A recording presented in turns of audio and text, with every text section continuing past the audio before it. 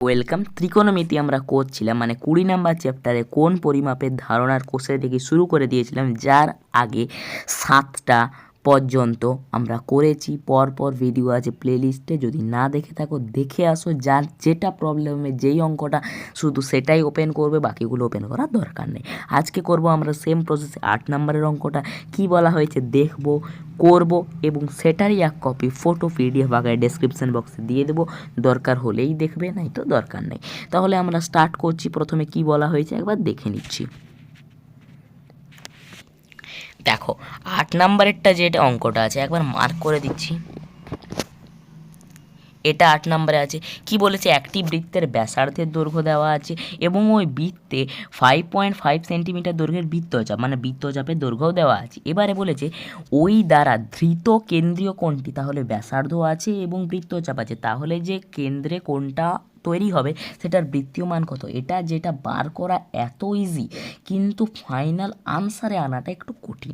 তাহলে কি, প্রথমে আমরা তো একটা সূত্র জানি, যে কি হয় সূত্রটা, যে ব্যাসার্ধ যদি থাকে এবং যদি বৃত্তচাপ থাকে, তাহলে যে কেন্দ্রে কোণটা উৎপন্ন হয় সেটার একটা সূত্র আছে, এবং সেখান থেকে যে কোণটা বেরাবে সেটা বৃত্তীয় পদ্ধতিতে বেরাবে, সেটা একদম ইজি।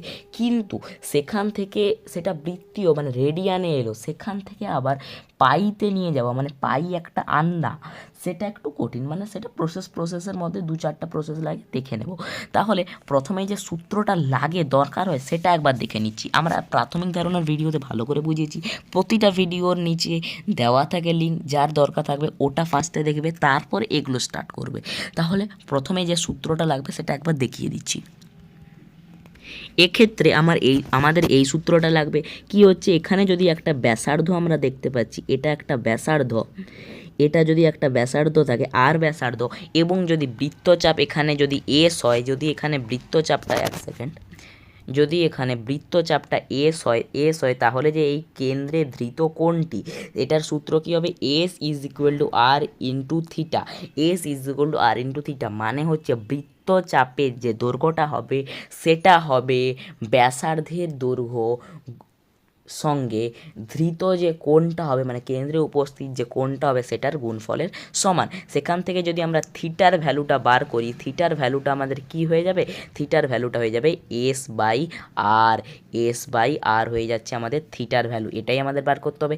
এবং এখান থেকে যখন পাই আনতে হবে, তখন এখান থেকে কী করতে হবে, 22-এর সাথে কমন নিতে হবে। সেটা 22-এর সাথে মতন থাকুক না থাকুক আমাদের গুণ করতে হবে অথবা ভাগ করতে হবে, যা হোক করে আমাদের 22-এর সাথে আনতেই হবে।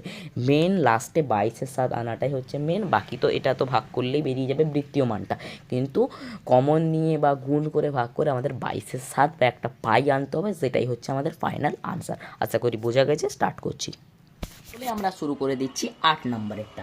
8 নাম্বারে যে প্রথমে বিষয়গুলো লেখা আছে সেগুলোকে একবার লিখে নিচ্ছি, তারপর স্টার্ট করব। তাহলে প্রথমে বৃত্তের ব্যাসার্ধ দেওয়া আছে সেটা লিখে নিই। তাহলে বৃত্তের ব্যাসার্ধ কত দেওয়া আছে, বৃত্তের ব্যাসার্ধ দেওয়া আছে 28 সেন্টিমিটার, 28 সেমি, এবং এটাকে আমরা আর দিয়ে রিপ্রেজেন্ট করতে পারি কারণ ব্যাসার্ধ বলে। এরপরে দেওয়া আছে কি, বৃত্তচাপ। তাহলে বৃত্তচাপ সমান কি, মানে কত দেওয়া আছে, বৃত্তচাপ। তাহলে বৃত্তচাপের যে দৈর্ঘ্যটা দেওয়া আছে, একটু লিখে নিই, বৃত্তচাপের দৈর্ঘ্য সেটা দেওয়া আছে 5.5 সেন্টিমিটার, এবং এই বৃত্তচাপটাকে আমরা এস দিয়ে রিপ্রেজেন্ট করি। এবং আমাদের যে কেন্দ্রে ধৃত কোণটা হবে বা কেন্দ্রে যে কোণটা উৎপন্ন হবে সেটা কত হবে, সেটা যেহেতু বলা নেই তাহলে সেটার একটা ধরে নিচ্ছি। তাহলে কেন্দ্রে কি ভাষাটা দেওয়া আছে, ধৃত কেন্দ্রীয় কোণ বা কেন্দ্রে উৎপন্ন কোণ সমান আমরা কি জানি, থিটা ধরতে হয়। এবং থিটা যেহেতু দেওয়া নেই, কোনো মান দেওয়া নেই, তার জন্য এটাকে আমরা ধরেছি বা অ্যাজুম করেছি, এটা লিখে নেব ধরেছি বা মনে করেছি। ঠিক আছে, তাহলে যে আমাদের শর্তানুসারে যে সূত্রটা বসে সেটা আমরা বসিয়ে দিই। তাহলে শর্তানুসারে এই তিনটার মধ্যে যে মানে সম্পর্কটা আছে সেটা হচ্ছে আমাদের কি হচ্ছে, আমরা জানি S is equal to R theta, এটা হচ্ছে আমাদের সূত্র। তাহলে এস এর জায়গায় লিখবো 5.5 ইজ ইকুয়াল টু আর এর জায়গায় লিখবো 28 ইন্টু থিটার জায়গায় থিটা লিখবো। তাহলে যদি শুধু থিটার ভ্যালুটা বার করতে চাই, এবং থিটাটা কি আমরা বলেছিলাম যে এটা বৃত্তীয় পদ্ধতিতে কোনটার ভ্যালু, তাহলে এই থিটার ভ্যালুটা যদি আমরা শুধু বার করি, তাহলে থিটাটা একদিকে থাকলো এবং 28টা এদিকে চলে এলো, তাহলে 5.5/28 আছে।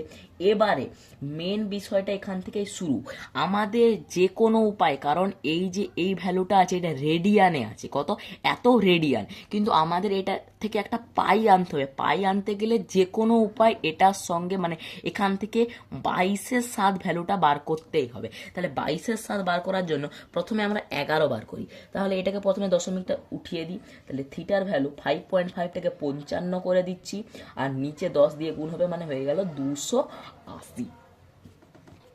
আশা করি বোঝা গেছে। 280 হলো, এখান থেকে তারপরে নিয়ে আসি, তাহলে সেকেন্ড তারপরে স্টেপে কি হবে, 55 থেকে আমরা 11 ভাঙতে পারি, তাহলে 11 ইন্টু 5-এ ভাঙলাম, নিচেরটা কত করতে হবে, 22/7, তাহলে নিচে আগেই 7 ডাইরেক্ট ভেঙে নিচ্ছি, 7, তাহলে 7 দিয়ে ভাঙলে কত হচ্ছে, 7 3 21, 7 4 28, তাহলে 40 হয়ে যাচ্ছে আমাদের, এটা হচ্ছে। এবারে বা দিয়ে দেখো থিটা 11 পেয়ে গেছি, আমাদের 22 চাই, মানে আর কি, আর কত চাই, 2 চাই, তাহলে ওপরে 2 দিয়ে গুণ করে দেবো, 11 ইন্টু 5 আছে, 2 দিয়ে গুণ করলাম, তাহলে ওপরে পেয়ে গেলাম 22, নিচে 7 অলরেডি পেয়ে গেছি, 40,000 কিছু দরকার নেই, যেহেতু ওপরে 2 দিয়ে গুণ করেছি নিচেও আমাদের 2 দিতে হবে, তাহলে 2 আমরা নিচেও দিয়ে দিলাম। ওকে, আশা করি বোঝা গেছে। এরপরে আমরা একবার 22/7টাকে টেনে বার করে আনি, তারপর বাকিটা কাটাকাটি করব। তাহলে থিটা ইজ ইকুয়াল টু 11 দুগুণে 22, আর এটা হয়ে গেল 7, তাহলে এটা চলে গেল, এটা চলে গেল, তাহলে ওপরে শুধুমাত্র এই 5টা পড়ে থাকলো, নিচে 40 আর এই 2 হয়ে গেল 80। তাহলে এটা করি, তাহলে 5 দিয়ে 80কে কাটলে কত হচ্ছে, 5 1কে 5 3 0 6, মানে 5 6 30, 16। তাহলে এই 22/7 জায়গায় আমরা পাই বসাতে পারি, অতএব দিয়ে থিটার ভ্যালু আমরা লিখতে পারি, ওপরে আর কিছু পড়ে নাই, এটা হচ্ছে পাই, তাহলে পাই লিখতে পারি শুধু, আর নিচে কি আছে, নিচে পড়ে আছে 16, তাহলে পাই/16 পড়ে আছে, তাহলে থিটার ভ্যালু কত হলো, পাই/16 হলো। তাহলে আমরা একটু ভাষা দিয়েও লিখতে পারি, বৃত্তচাপ দ্বারা ধৃত কেন্দ্রীয় কোণটি হলো, তাহলে কি, বৃত্তচাপ দ্বারা ধৃত কেন্দ্রীয় কোণটির বৃত্তীয় মান আমরা পেয়ে গেলাম কত, পাই/16। অঙ্কটা ইম্পর্টেন্ট কেন না, বৃত্তের ব্যাসার্ধ দেওয়া আছে, বৃত্তচাপ দেওয়া আছে, কেন্দ্রটা যে উৎপন্ন কোণটা খুব ইজিলি বেরোবে, কিন্তু সেখান থেকে যে 22/7 বিষয়টা, সেটাকে কোনো প্রকারে আমাদের আনতে হবে। প্রথম এটাকে 11 ভেঙে নেব, 11 আবার 2 আনতে হবে, তাহলে উপরে 2 দিয়ে গুণ করবো, উপরে 2 দিয়ে গুণ করেছি, নিচে 2 দিয়ে গুণ করবো, এটার ভ্যালু পরিবর্তন করে পরীক্ষায় আসতে পারে। মেন বিষয়টা মনে রাখো যে 22/7 আমাকে কমন নিতে হবে, আর 22/7 যেমনি কমন বেরিয়ে যাবে সেটাকে পাই বসিয়ে দাও, বাস, অঙ্ক শেষ।